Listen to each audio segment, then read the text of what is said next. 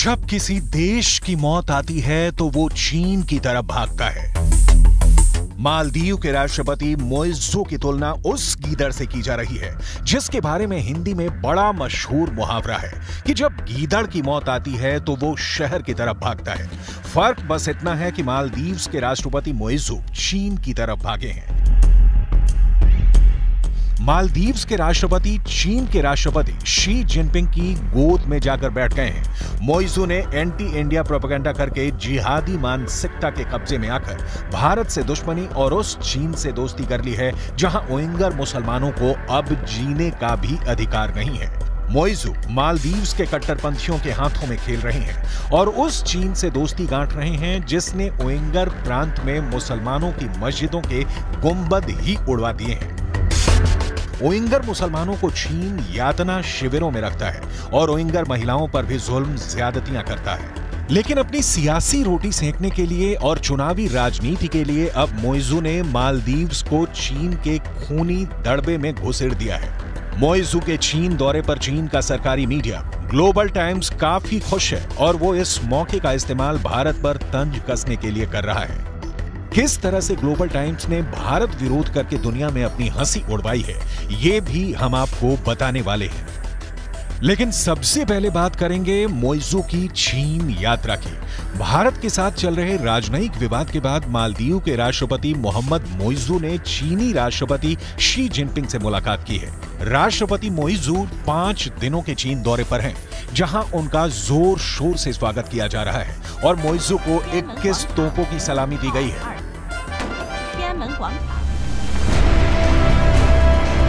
चीन समर्थक माने जाने वाले मोइज़ू का चीन दौरा ऐसे वक्त में हो रहा है जब भारत के साथ मालदीव का राजनयिक विवाद चल रहा है। दरअसल मालदीव के कुछ मंत्रियों ने प्रधानमंत्री मोदी के खिलाफ आपत्तिजनक टिप्पणी की थी। मंत्रियों ने पीएम मोदी के लक्षद्वीप दौरे की तस्वीरों पर आपत्तिजनक ट्वीट किए थे।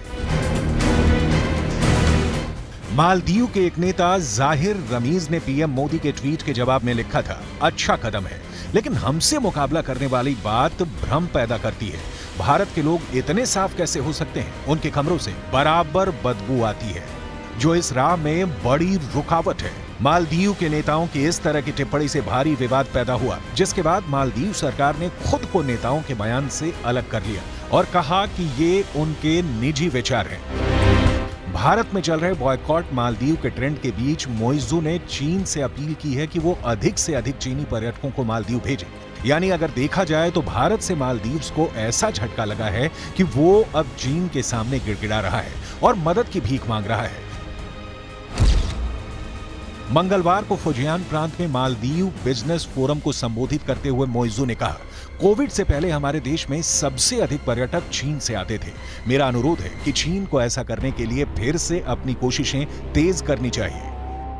मालदीव के राष्ट्रपति मोइज़ू ने चीनी दौरे पर चीनी राष्ट्रपति शी जिनपिंग के project belt and road initiative की काफी तारीफ की। उन्होंने कहा कि ये प्रोजेक्ट मालदीव के लिए काफी अहम है और मालदीव भी आने वाले समय में BRI के तहत चीन के साथ सहयोग बढ़ाने के लिए इच्छुक है। भारत BRI प्रोजेक्ट का विरोध करता रहा है क्योंकि पाकिस्तान में BRI के तहत चल रहा China Pakistan economic corridor Pakistan अधिकृत कश्मीर से होकर गुजरता है। चीन के इस प्रोजेक्ट पर ऐसे आरोप भी लगते हैं कि इसके जरिए चीन आर्थिक रूप से कमजोर देशों को कर्ज के जाल में फंसा रहा है। इस विवाद के बीच मोइज़ू के चीन दौरे की भारतीय मीडिया में जो कवरेज चल रही है, उस पर टिप्पणी करते हुए ग्लोबल टाइम्स ने लिखा है, चीन के साथ मालदीव के राजनयिक और आर्थिक आदान प्रदान को लेकर इस तरह की झुंझलाहट मालदीव को लेकर भारतीय जनता के बीच छिपे अहंकार को दर्शाती है। शायद ऐसा इसलिए है क्योंकि भारत हमेशा दक्षिण एशिया के क्षेत्र को खुद से पिछड़ा मानता है। मालदीव और श्रीलंका जैसे देश कमोबेश भारत से राजनीतिक, आर्थिक और सांस्कृतिक रूप से प्रभावित भी हैं। पिछले कुछ वर्षों में मालदीव ने चीन से भारी कर्ज लिया है। भविष्य में अगर कर्ज समय पर नहीं वापस हुए तो मालदीव के आइलैंड भी चीन के हाथों में जा सकते हैं। आंकड़ों के मुताबिक फिलहाल मालदीव की GDP करीब 6.5 बिलियन अमेरिकी डॉलर की है, जबकि मालदीव के बजट का 10% हिस्सा चीन का कर्ज चुकाने में चला जाता है। लेकिन दूसरे देशों की जमीनों को हड़पने की लालच में ग्लोबल टाइम्स अभी मालदीव्स के लिए बहुत मीठी मीठी बातें कर रहा है और भारत को मालदीव्स के दुश्मन की तरह पेश करने की झूठी कोशिश कर रहा है। ग्लोबल टाइम्स आगे लिखता है, दूसरे देशों के साथ ऐसा व्यवहार करना मानो वो भारत के अधीन हो, एक विकृत मानसिकता है। दूसरे देशों के साथ मालदीव के सहयोग और कूटनीति में भारत के भू राजनीतिक हितों को प्राथमिकता देने का कोई कारण नहीं है। यह भारत का आंतरिक मामला नहीं है। ये एक स्वतंत्र संप्रभु देश के रूप में मालदीव को अपनी जरूरतों को ध्यान में रखते हुए अन्य देशों के साथ सहयोग करने का अधिकार है, खासकर उन देशों के साथ जो अधिक आर्थिक विकास के अवसर प्रदान कर सकते हैं, और चीन स्पष्ट रूप से अच्छे विकल्पों में से एक है। चीन ने मालदीव्स को अपने कर्ज के जाल में फंसाकर उसे गुलाम बनाने की पूरी स्ट्रेटेजी तैयार कर ली है। चीन का ग्लोबल टाइम्स ये दावा करता है कि चीन और मालदीव्स के रिश्ते आपसी सम्मान, आपसी विश्वास और एक दूसरे की नीति में हस्तक्षेप न करने पर आधारित रहा है, जबकि ग्लोबल टाइम्स की यह बात सरासर झूठ है।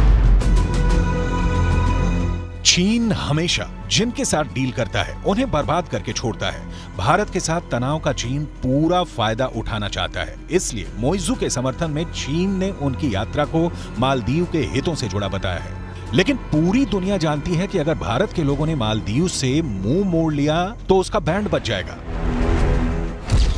लेकिन अभी ग्लोबल टाइम्स मालदीव्स को सब्ज-बाग दिखा रहा है। ग्लोबल टाइम्स लिखता है कि मालदीव की अपनी अर्थव्यवस्था को विकसित करने, पर्यटन या अन्य उद्योगों को बढ़ावा देने और अपने जीवन स्तर को बढ़ाने की इच्छा किसी के साथ धोखा नहीं है, बल्कि ये एक तथ्य है जिसका पूरी तरह से सम्मान किया जाना चाहिए। चीन के साथ किसी विशिष्ट तरह का सहयोग नहीं है और इसका भारत के साथ संबंधों पर कोई प्रभाव नहीं पड़ता है। दरअसल मालदीव्स ने भारत की पीठ में छुरा घोंपने की कोशिश की है। मालदीव्स कभी सफल नहीं होगा, लेकिन आज ये जानना भी बहुत जरूरी है कि भारत ने कब कब मालदीव्स के लोगों की जान बचाई है। Operation cactus. ये 1998 की घटना है, जब मालदीव में एक विद्रोह हुआ था जिसे भारत की फौज की मदद से नाकाम किया गया था। उस अभियान का नाम था ऑपरेशन कैक्टस। नवंबर 1988 में श्रीलंकाई चरमपंथी संगठन प्लोट यानी peoples liberation organisation of Tamil Eelam ने अपने भाड़े के लड़ाकुओं को पर्यटक की भेष में मालदीव की राजधानी माले भेज दिया और ये सभी स्पीड बोट के जरिए माले पहुंचे थे। इसके बाद वहां पर विद्रोह शुरू हो गया। वहां की सड़कों पर दंदनादन गोलियां चलने लगी। तत्कालीन राष्ट्रपति मोमून अब्दुल गयूम को एक सेफ हाउस में जाकर छिपना पड़ा। राष्ट्रपति गयूम ने उन्हें और उनकी सरकार को बचाने के लिए भारत से मदद मांगी। ऐसी स्थिति में भारत के तत्कालीन प्रधानमंत्री राजीव गांधी ने मालदीव में भारतीय सेना भेजने का फैसला किया और कुछ ही देर में 6 पैरा के 150 कमांडो से भरे विमान ने आगरा के खेरिया हवाई अड्डे से मालदीव के लिए उड़ान भर दी। थोड़ी देर में दूसरा विमान उतरा, मालदीव पहुंचा और उसने आनन फानन में एटीसी, जेटी और हवाई पट्टी के उत्तरी और दक्षिणी किनारों पर नियंत्रण कर लिया। Operation C waves. साल 2004 में एक सुनामी आई थी। मालदीव में भारी तबाही आई और इस मुश्किल समय में भारत मदद के लिए आगे आया और उसने ऑपरेशन सी वेव्स चलाया। भारत का तटरक्षक, डोर्नियर विमान और वायुसेना के 2 एवरोस विमान राहत सामग्री को लेकर 24 घंटे के अंदर यानी 27 दिसंबर को मालदीव पहुंचे। राहत अभियान जारी रहे, उसके लिए ये विमान मालदीव में ही रुके रहे। ऑपरेशन नीर। 4 दिसंबर 2014 को मालदीव की राजधानी माले में सबसे बड़े वाटर ट्रीटमेंट प्लांट में आग लग गई थी, जिसके बाद माले के करीब 1 लाख लोगों के सामने पीने के पानी का संकट खड़ा हो गया था।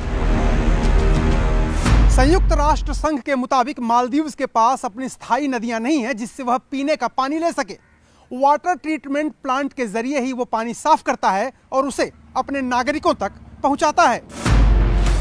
प्लांट के फिर से चालू होने तक पूरे शहर को हर रोज 100 टन पानी की जरूरत थी। इस मुश्किल वक्त में मालदीव की विदेश मंत्री दुनिया मोमून ने तत्कालीन भारतीय विदेश मंत्री सुषमा स्वराज को फोन किया और मदद मांगी। मालदीव के मदद के लिए भारत ने ऑपरेशन नीर चलाया।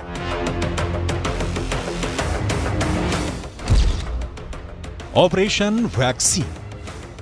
साल 2020 जब पूरी दुनिया कोविड-19 की चपेट में थी, उस वक्त भारत ने पड़ोसी प्रथम नीति के तहत बढ़ चढ़कर मालदीव की मदद की। भारत ने कुल 3,12,000 वैक्सीन डोज मालदीव भेजी हैं, जिसमें से 2 लाख वैक्सीन खुराक गिफ्ट की गई। लेकिन फिर भी मालदीव्स इन एहसानों को भूल गया और अब चीन की गोद में बैठने को उठा है।